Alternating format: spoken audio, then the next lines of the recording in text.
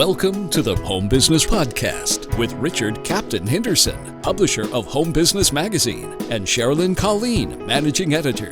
This how-to show helps you successfully operate your home-based business. Greetings and welcome to the Home Business Podcast. I'm Richard Captain Henderson, your host. Are you using Instagram to maximum marketing effect in your home-based business? Let's let Corey Walker, author of Instagram for Business for Dummies, show us the way. Instagram is a dominant social media platform, particularly for businesses, and I think Instagram is growing to challenge the long-term dominance of Facebook. A few questions to ask. What are effective ways to use Instagram? Why should we invest in Instagram in the first place? And what is a good posting frequency? So let's get started with Corey Walker, owner of The Marketing Specialist, and who I would call a business Instagram guru. So greetings, Corey Walker. Welcome to the Home Business Podcast. Please say Thank you. Hi. Hello. Thank you for having me. Good. Thanks for clicking in today. So you're a Cali girl. Yes, Sacramento for like 30 years. So yes, I've been here for quite some time. You, I guess you're like you said, you're heading up towards the Sierras, so that's a pretty part of the world. People think California is like 5 different states, and yeah, that's a pretty area. Do you still get a little bit of the ocean view that far inland, or No. no ocean? No, but I live by Folsom Lake, so I there is water right near me, but yeah, the ocean is about 3 hours to the west. So yeah. Cool. Well, hey, an inspiring part of the world. Thanks for connecting in today, and we'll look forward to learning a little bit more about Instagram. First, let's get to know you better. Corey works with clients to produce social media strategies, create and schedule content, buy ads, and something that I think is horribly neglected but important, track analytics. So, Corey, how did you tumble into the big wide world of social media marketing? Yeah, well, I started on Twitter. Just that was kind of one of the big platforms that started. And I had a friend that said, hey, there's this new thing called Twitter. You should get on it. So that's where I really started and started posting some things. And then, of course, Facebook started blowing up. And in the beginning, I was just reaching out to people that I went to high school with and college with and things like that. So kind of your warm market. You got started with your warm market. Yeah. And I wasn't even necessarily using it for marketing. I was just using it to be like, hey, I haven't talked to you in 10 years, you know? But then I was doing some marketing for a healthcare company, and I was starting to see more people using, Facebook for marketing versus just finding old friends. So I talked to them. I said, I think we should try and do a business page and just see what happens. And so they said, okay, well, we'll just, dip our toes into the water and see how it goes. And now I manage multiple Facebook pages for different medical groups and hospitals and things like that. So it's, of course, everywhere. So it's kind of cool. You got started in a market. There was a demand and you were able to just grow with the demand. Exactly. And that's a good low risk strategy of building a successful business. Yes, for sure. Yeah, I was doing a lot of other things for them, print work. And yeah, I just kind of grew with them and grew the social media strategy. And now that was 14 years ago, and they still use me for social media. So yeah, so it worked out really well. There's nothing better than a long-term client. They become like family, and then it's shocking when suddenly they move away or they go out of business, and it's, it's like you have a death in the family kind of thing. And I've got people I've been working with for a long time, and it's also good for referrals. But one thing I like about your background was, the authoring, the Instagram for Dummies books. So were you involved with 4 of these then? Yes. So there's 2 different books. So you can see right here, there's Instagram for Dummies and Instagram for Business for Dummies. Why don't you hold that up to the screen? So this is the one that this is Instagram for Dummies, and it just came out last December. Cool. So it's very new. And then Instagram for Business for Dummies. This is also a second edition, and this one came out about a year ago. And this one focuses a lot more on how to use it for your business, ads, contests, things like that. Whereas the other one is a little bit more just for anyone that wants to use Instagram. There's nothing like picking up a piece of a book and holding it in your hand. So it definitely feels more tangible than some of the, I've done some ebooks and things like that, but having a tangible physical book is really nice. Right. Well, I mean, that's also a well-known brand too, the Dummies books. And they really do have a certain style to them that makes them appealing, particularly for somebody stupid like me. I can just go, pace by pace, and hey, I finally did this. But why don't we jump right into the deep end of the pool? What are the most effective ways to use Instagram right now? Well, I like to tell people that you can use Instagram as a funnel. So if you're, familiar with the funnel and sales concept, where the top of the funnel is more of your general audience, and as you go down, that was ironically just our last podcast, which is up on the website now. It did tie in well with Instagram. Oh, perfect. Yeah. So as you move down, your audience gets, more and more niche. And so I use Instagram like a funnel. And at the very top of my funnel, I'll do Reels, because Reels, the reach has gone down a bit since when they first came out, but it's still a good way to get completely new eyes, new audience on all of your content. So if you can do some Reels, that's the top of the funnel. And then if people start liking your Reels, they may follow you, and they might start looking at your regular content on the feed. So that would be, carousels, posts. The Reels also can go on your feed. And so then once you have them kind of locked in and following you, then you can put a little bit more personal stuff on your stories. So stories are going to be where you might share what you're doing that day, or something that you did with your kids that day. So I'll get a lot more personal on my stories than I would on my regular feed. So that's kind of establishing more of that trust, like, and trust factor in the stories. And then finally, the lives are where you can interact, more one-on-one with people, and the DMs are a great way to really get that personal connection. And I just want to make sure I bring out that term. What were you saying just a second ago? The what was a good way to make a connection? Lives and DMs. Oh, lives. So direct messages. Yeah. Yeah. So the lives, if you get people on your live, then you can be talking and they can ask you questions. You can answer directly. So it's a really great, back and forth that you can have. And then of course the direct messages as well are a great way when you're just interacting one-on-one with a person. Well, you kind of start off big picture, sifting through people, and you, sift it down and then get more personal, direct communications with them as you home in on your market through those funnels, through that funneling process. Yes. And so the farther down you go, the more likely it is that you're going to make a sale with that person. Of course, shifting, more of this into business, why, maybe we should have asked this question first. Why should a business invest in Instagram? Well, Instagram is definitely one of the biggest platforms out there. And I think right now it's probably got the widest span of ages for users. So, you have Facebook over here, and it's really aged up. So I have teen kids, and they would rather be caught dead. Yeah, Facebook has just kind of gotten stale. And then this Meta that it's going to, which nobody can figure out, I think is cluttering things up even more. Yeah. So Facebook has definitely aged up and aged out a lot of that younger market.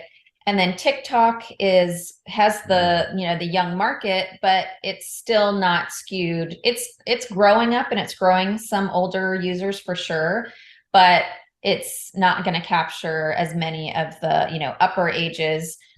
Instagram, however, is a nice mix of both of those things. So I have friends in their, 40s, 50s, 60s that are all on Instagram. And yet my kids are still on Instagram. So it's a really great place to find lots of people, and you just need to know how to target those people effectively. Yeah, so I think that's a really good point to bring out. When you think about Facebook and Instagram, Facebook may have the numbers, but Instagram has the, I guess, more of the diversity and the depth that you would want to target in your business. Well, Corey, what are some tips or success factors for creating a good Instagram post? Well, one of my number one this is like a pet peeve for me, is when people use lots of stock photos. So that's a don't. Ooh, don't really? use lots. Stock photo. Yeah, that kind of gets it impersonal right there, Yeah. So I'll see a lot of small businesses do this. They'll put tons of stock photos out there, and stock photos are usually fairly obvious that they are stock photos. Right. So a much better post is if you can grab some photos of you, if you have a staff, your staff, even if, like, I work by myself at my house, but sometimes my staff is my cat.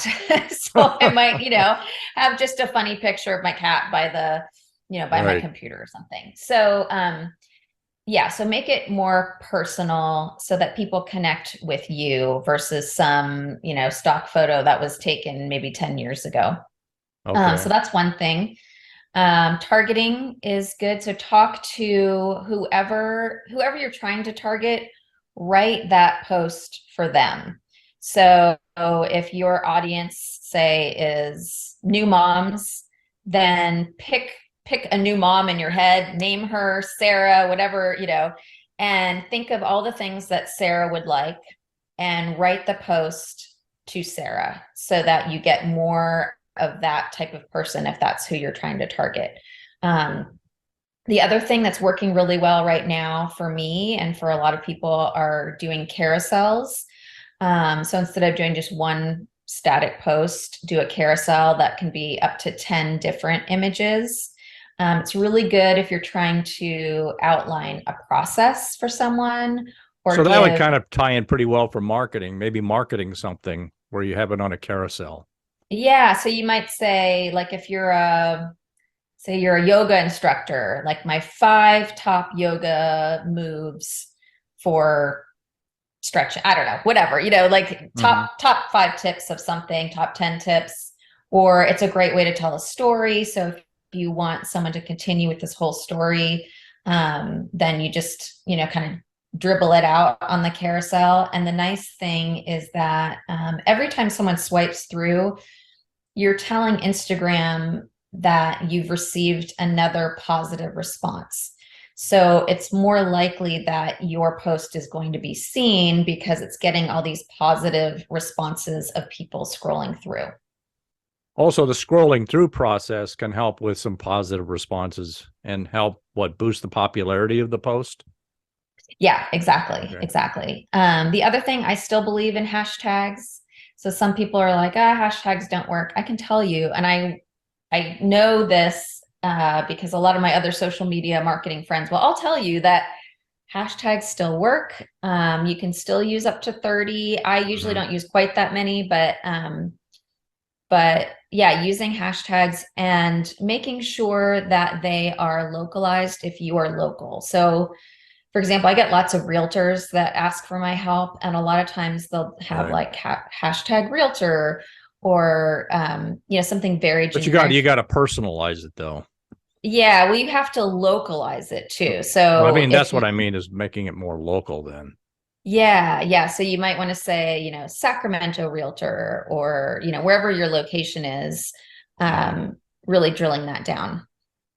Well, I've seen your Instagram account. You have a lot of good content. How can businesses, find the time to post lots of content? That's always a challenge I have. Do you recommend using a social media service, or are there any tricks of the trade to make that easier? Yeah, I mean, of course, using some type of service. I don't usually recommend, like just big services because they can tend to churn out just kind of generic stuff. But a freelancer type person like me that can really work with you can be great. You just have to, vet them a little bit and set up the expectations of how many times they're going to post and what types of content they're going to post. And I like people to have a little bit of a review process so they know what's going out. But if you don't have a budget for that, then I usually recommend people start creating some of their content on Canva and doing like a big batch of content and then using a scheduler. I like later.com. So you can schedule out your content for a week, a month, 2 months. Usually I only do about a week ahead of time because, new things are happening all the time and I don't want to be old with whatever my content is. And especially right now, you've got ChatGPT, all sorts of things that are coming out that I want to like get out right away. But yeah, you can schedule through multiple different schedulers and that helps quite a bit. I guess you got to make sure though that before you send something out that you drafted a week ago, like you're saying, to make sure you keep it current, and you may have to edit it a little bit then. Exactly. Yeah. Yes. One item I always have trouble with is posting a short video to Instagram. I try to do a lot of work on a desktop computer, but with Instagram, but Instagram's more designed for your phone and the app there. Do you have any advice? Is there like an easy way to do this, or yeah? So I just need to get smart. So Reels, I think the last time I checked, you can't really do a reel through Instagram desktop, but I do post my reels. Well, either if I'm creating one for myself, sometimes I'll just create it on the fly and I will do that on my phone. But for some of my clients, I will use schedulers. Again, Later lets you do that. And it's super easy. You just, put the video up in their media library and then you can schedule it out. And it's quick and easy, and you can type in all of your hashtags and your caption and all of that. Well, I heard the word reels, and I'm hearing more about them. What exactly, just to make sure our listeners understand, what exactly are reels, and how can these help you in your business? Sure. So reels are short form, which on Instagram is 90 seconds or less video. And they're all in vertical format. So I think a lot of people are very familiar with TikTok. It is Instagram's version, ripoff, whatever you want to say, of TikTok. So if they're just meant to be quick little videos.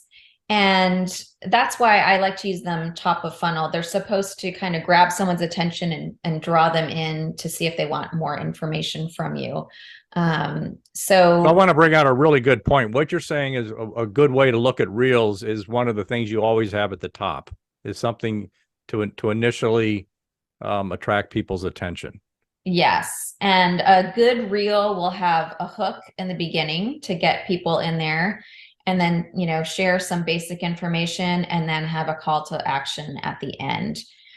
So that's kind of the best formula to get people watching, and people's attention spans have gotten down to. Oh my God. I mean, they're doing scientific studies about this. We're going to be a society of attention deficit disorders. It's like, I heard something, there's a video out that's now split screen. While you're watching the video, there's something else you can detract yourself with. It's getting crazy. Yes. And you can do that on Reels. It's called Remix, and you can remix other people's videos. But yes. So that is one thing with Reels. A good hook is important. And if you can, even like if you have to tell a story and you can, tell 10 seconds of it, clip, and then maybe move to a different room and do another 10 seconds, that kind of tricking someone's brain into this is a new thing also gets people to watch. It's a little bit sad. As far as you can see, reels are going to get more and more popular. It's something to just plan for? Yeah. I mean, short form video in general is the big thing, because you have now every platform has pretty much some type of short form. You've got TikTok, you have YouTube Shorts, Pinterest even has a short form video, and Instagram Reels. And the more talk lately about TikTok possibly going away is only going to make Reels on Instagram go bigger. Oh, that's a good point, because something is going to happen there, and that can make it even more important than on Instagram. Yes. Yeah. So if TikTok does go away, I don't know. I mean, they've talked about it for years, but I feel like it's finally gaining some steam, and they're talking about it more and more. So, yeah, for anybody that's just doing TikTok, I always say start downloading those videos. Make sure you have them somewhere else so you can repurpose them. Oh, good advice. Elsewhere, because you never know what's going to happen. And if you don't have those saved somewhere, that's a lot of content you could just be throwing away. Yeah, that cloud could suddenly disappear. But I didn't look at it that way. But as TikTok, something's going to happen to it. It is going to increase the demand in on other platforms like Instagram. So Corey, so as we go to wrapping things up, what is one thing that a podcast listener can do tomorrow morning to get better at marketing with Instagram? So let's make sure first you have Instagram. So if you don't have Instagram, please get it before tomorrow morning. Yes. But for tomorrow morning, assuming they have Instagram, what's one thing you can do to start getting better at it? Yeah, I mean, I would say start filming some reels. Honestly, that's going to be, if you're looking for new people to come to your page, start filming some reels. And it can be something super easy. Some of my best reels are 10 seconds. So it doesn't have to be complicated. If you show your face, you'll probably get a lot more views on it. People just like connecting with another person. So without one of those filters. Yeah, without a crazy real filter. Share your true self, and just maybe share some tips about your business, or share something about one of the products that you have. And, just showcase you, and make it quick, make it like 15 seconds or less, on and off, and get it out there. Remember, there's just not a lot of attention span. Well, Corey Walker, this has been a great discussion on your business profile and success and smarter marketing with Instagram. Do you have any final points you'd like to share? Well, I just have one, is that if people have not started checking out ChatGPT yet, they need to look at that, because it can be an excellent way to create more content for your business, including on Instagram, including, blog posts, web pages, all sorts of things. So that is my one tip, slightly off topic, but I think it's important, because I keep hearing about it. And my next thing on my to-do list is to figure out what the heck it is, because I'm hearing too much about it. Well, yeah. Corey Walker, thanks for joining us today on the Home Business Podcast. To learn more about Corey Walker and her social media marketing expertise, please visit themarketingspecialist.com or our podcast website for more information on guests. Thanks for joining us on this episode of the Home Business Podcast. Share your feedback with us on Facebook, Twitter, Instagram, and our website, homebusinessmag.com. Subscribe to our newsletter, read the Home-Based Business Startup Guide. For more information, visit homebusinessmag.com or the soon-to-be upgraded homebusinessexpo.com. I am Richard Captain Henderson saying, anchors away. We'll talk with you soon. Until then, make it a great home-based Instagram day.